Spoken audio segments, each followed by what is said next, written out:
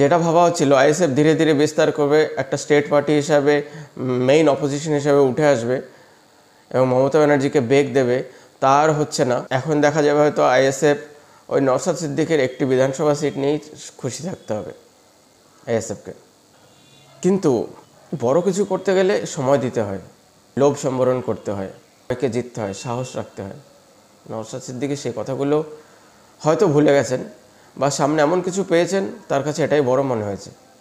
নওশাদ সিদ্দিকী যদি ডায়মন্ড হারবারে অভিষেকের বিরুদ্ধে লড়তেন, তাহলে সমস্ত মুসলিম সমাজকে একটা বার্তা দিতে পারতেন যে আমি তোমাদের সঙ্গে আছি, আমি একজন মুসলিম এবং মুসলিম হয়ে তোমাদের কথা বলবো।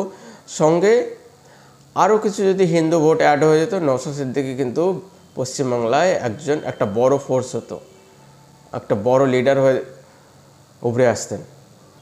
লোকের মুখে মুখে কিন্তু আইএসএফের নাম ছড়িয়ে পড়েছিল।